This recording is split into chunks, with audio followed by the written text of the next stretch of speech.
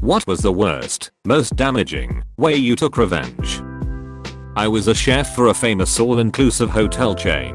One day I was approached in the kitchen and told I needed to pack my bags and move 3,000 miles away to fix a labor issue at another hotel. I happily obliged, but negotiated a deal where I would have my choice of any hotel location. After I successfully fixed the labor issue, I arrived at the new hotel and proceeded to diligently address the labor problem, while also taking over dinner service for 750 people.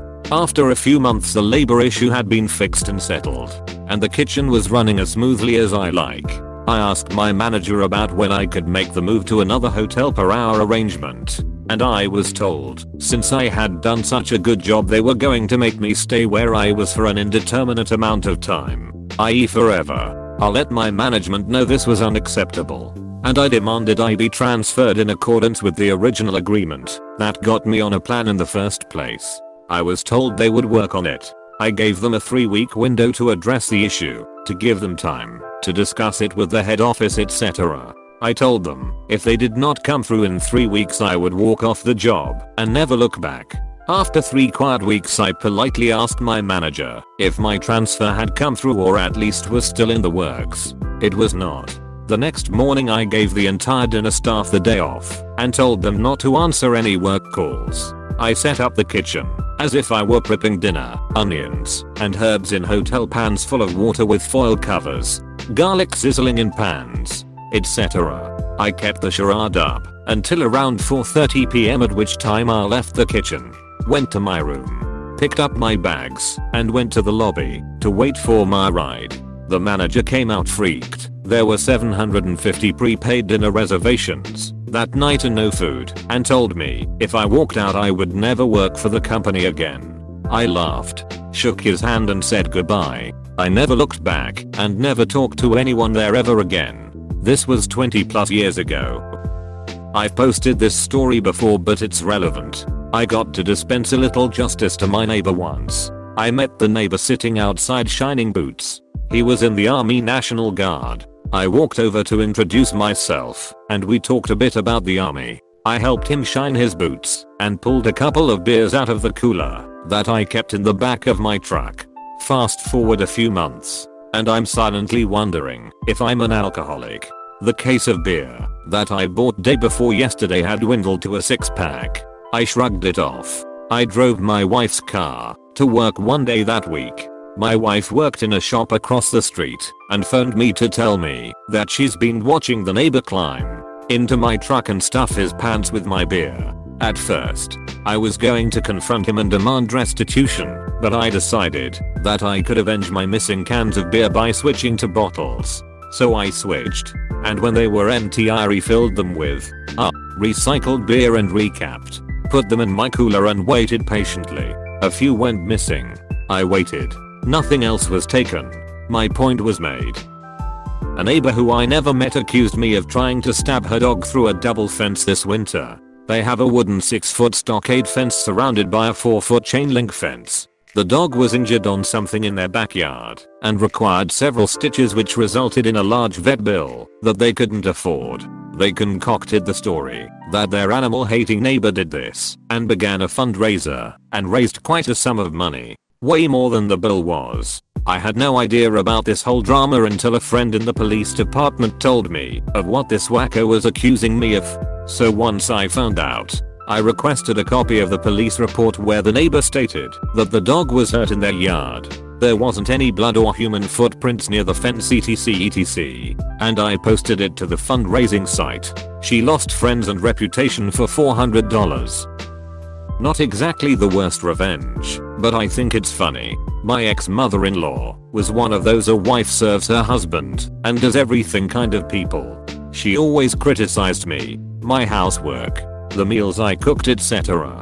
I decided to get even by filling a sock with the dust from my vacuum canister. Every day I'd stop by her house and take a moment to shake the sock around her house. It left dust everywhere. The floors were the easiest. Every own socks would get dirty from walking around. Her husband was noticing she wasn't doing her duty. The best was when I went and shook dust all over her couch pillows and returned that night. I made a show of flopping down on the couch from being so exhausted from work. Dust went everywhere. Her husband was like, "What the hell? Don't you ever vacuum?" Apostrophe. This is my dad's story from when he was a kid. He was walking down the road one day when a bunch of kids in their late teens pulled up in a car and sprayed him with a fire extinguisher. He blew it off as a joke and thought it was pretty funny. 5 minutes later the same kids circle around and spray him a second time. This time my dad took note of the license plate number, make and model of the car and proceeded to track it down and find out where the kid lived. That night he went to the kid's house and threw a fire extinguisher through the car's windshield. Justice was served. When I was 11 there was a guy in the year above me that used to be a bully. He would stand over everyone and he was massive for a 12-year-old. One day after doing physical education class, I went to get changed into uniform in the changing room that was backed onto his classroom. Just my luck this douche happens to be in there. What are the odds? Anyway, a few words are exchanged before he shoves me really hard into all these school bags that were stored in there and leaves. When I dusted myself off something caught my eye. It was his bag. His mum had written his name in big bold letters. So I thought fuck him and had a look, and to my great joy discovered the sickest Dragon Ball Z card collection. He was a rich kid as well as a bully and had them at school to show off. So yeah, I stole them and never looked back. After school I seen him crying like a bitch telling his mum that they are missing. Edit. Yes, my English isn't the best, I'm sorry. I screen capped photos from my wife's lover's Facebook and sent them to the school administration because he was a teacher, and posting pics of your student's test then making fun of them is not cool at all. He was fired at the end of the year. Edit. After his dismissal, I divorced her and got her removed from her position at a daycare because it was a church-based facility with morality clauses for employment. All it took was a conversation with the pastor and she was phased out at the first available opportunity. Was at a huge music festival in Wales. Long story short, some muscled douche bag raver assholes stole all our booze out of our tent and drank the stuff in plain sight while laughing at us all. We confronted them.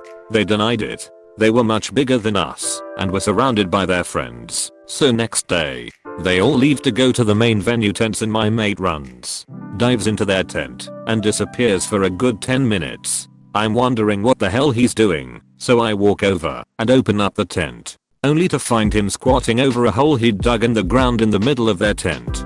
And he's taking the biggest shit I've ever seen, just nonchalantly pooping in this hole. He finishes up, drags the canvas flooring back over this hole. We take a quick look for any booze we can have, but none that we could find, and we walk back to our tent.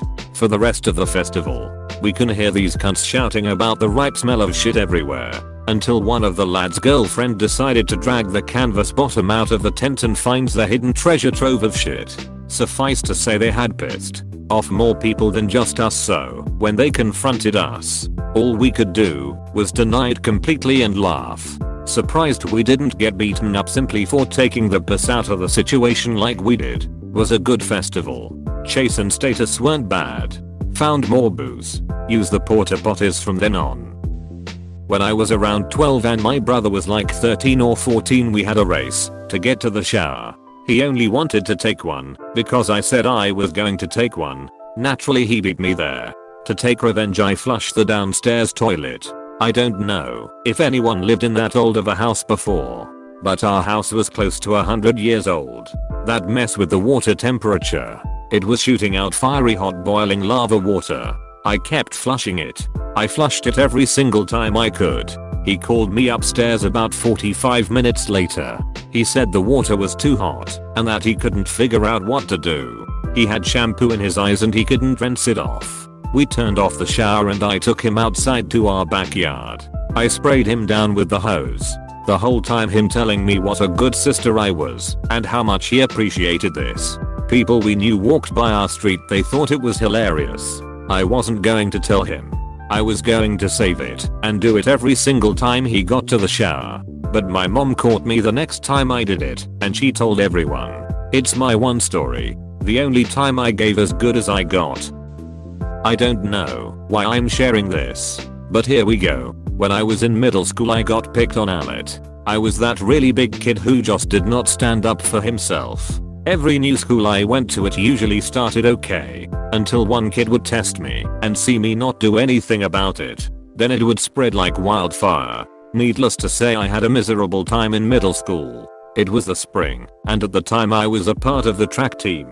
Being a bigger kid, that meant throwing shot put and discus. There was this one fat duck named Eric, who wasn't all too popular himself, and he had decided to earn some cred for himself. He would start laying into me. I would snap back at him every time he insulted, but I didn't want to take it past there, and he knew this. The constant insults continued for weeks. Every day after school I had to stay for practice for a couple hours, and here was Eric constantly heckling me. One day I decided I had enough. My mind was made up. I was either going to get the shit kicked out of me, or I was going to demolish this duck. Having never been in a fight before, I worked out how I wanted to do this for quite a while in my head before beginning. Meanwhile, the whole time he just kept running his mouth. I was at the point between tears and blind rage. I was standing in the discus ring holding the discus, and there was his fat ginger face cackling at me. I decided I would throw the discus at him and then charge. In my mind's eye, I imagined that the discus would hit him in the arm or back, or possibly even get slapped away as I ran towards him. After all, I tossed it underhanded like a frisbee. Not what I thought had any force behind it. Nope. Instead, he just stood there, staring as the discus flew towards his face. I will never forget the sound/sight of when the discus made contact. I could hear his jaw shatter as heavy spurt of blood shot from his face. See, Eric had braces, and not only did the discus break his jaw and burst straight through his bottom lip, but it also quickly dislodged most of his front teeth, sending his brace wires sprawling in all directions, digging into the flesh of his cheeks and gums. The amount of blood pouring from his face was nauseating, and all of a sudden the rage that had been building inside of me was gone and replaced by immense sadness for him. He took off running towards the coaches, and I was right behind him. I couldn't contain my crying as I followed step by step behind him, hearing the gargling wails and screams for help. We were both ushered into the coach's office quickly. I was too hysterical to answer any questions. The ambulance came and picked him up, and my way overprotective and somewhat sociopathic older brother came and sheltered me from the barrage of incriminating questions coming from the coaches. My brother grabbed me to pull me out of the room and take me home. The coach shoved past him and pushed me back into the chair, stating that I wasn't going anywhere. My brother turned around and knocked him out cold, and we left. Over the next few days, everyone kept their distance from me at school. The principal finally called me in and asked that I write a statement of what happened. I said it was an accident and that it slipped. Turns out the rest of the guys who were around had turned in statements saying the same thing. A while later they confessed they thought Eric had it coming, and they were glad I had finally stood up for myself. Truth is, I don't feel great about it. As an adult, it is one of the memories that haunts me. What makes it even worse, we moved that year and I ended up going to a different nearby high school in the same district. Freshman year at track practice, the coach sat us down and told everyone my story as a cautionary tale of safety. I don't think he knew it was me he was speaking about. Over the next few years, I would hear classmates and teachers and other people in the community repeat it as almost an urban myth. All the while I sat quietly knowing the true story, because it was about me. Edit. Thanks for all the replies. And the gold. A woman rear-ended me pretty bad. Told me not to call the cops because she was on the way to a meeting and she would lose her license. She called her boyfriend, who was a lawyer, and he told me to let her go. Told me to come to his office and he would pay cash for all repairs if I brought in an estimate. Did as requested. Lawyer laughed at me and said there was no proof and I wouldn't get a cent. I was completely broke and knew I could not afford the repairs, and furthermore the car was not legally drivable as it was. Late on another night I went to the a meeting via bicycle. She had said where it was in passing, and I checked the schedule. I confronted her on her way out. She confessed her license was suspended and she had been driving without a license that day. Since it was summer, I had days free from class and rode my bicycle to the lawyer's office for a few days to learn his schedule from across the street. Slowly a plan for revenge took shape in my mind. When I knew his beautiful car would be unattended for a while, I filled his gas tank with sand and sugar loads of it. At the time I lived in a bad neighborhood and there were always abandoned cars around. I had taken the rear plate off on one with expired tag and put that on his car. Next I slashed all 4 tires with a small slit so the air would slowly be gone by the time he was leaving. Now I was only able to see the first part of my plan from my perch. He came out from his office, saw the car sitting low to the ground, and started screaming like a banshee. And this is how I imagined the rest. He pays to get the car towed. They replace/patch the tires, he drives off. Engine fails eventually because of the sand etc. Tows it again. Pays for repairs or new rebuilt engine. Drives off and is pulled over for expired plates. Since he arrogantly never took my information and never even looked at the repair estimate, he didn't know the name of his saboteur. I actually didn't tell anyone about this when it was going on. My girlfriend would not have approved, and very few since. But about a year later I drove by the office and saw it was no longer his. I feel like the woman probably would have done the right thing, but she was just mixed up with a jerk. Hopefully the events I started made it clear to her. Sweet secret revenge. I had this really bitchy neighbor a few years ago. She and her boyfriend always did random shit to me and my stuff. Once she drew on my car with Sharpie. It was a penis. Stole my garbage bins and hid them in her backyard. I've called the police on her many times, but she's got connections there, so she was always let off. Then she killed my cat. He was an outdoors cat. And while he was chilling, she fed him rat poison. How do I know? She told me so. Apparently he was agitating her dogs, so she killed him. Her dogs were fancy ass. Top notch. 10k a piece dogs. They were all show dogs and ducking adorable. So I took all 3 of them and gave them to various friends/family members. One is in Canada, one in the UK, and another in Japan. I didn't think I'd get away with it, but she didn't have any of those tracking microchips in her dogs, so I literally just took off the collar and they were mine. I moved shortly after that, but apparently she's still looking for them. TL. Doctor, bitchy neighbor killed my cat, so I stole her dogs and scattered them across the world. Please subscribe and leave a like if you enjoyed this video, and if you want to see more of Reddit universe.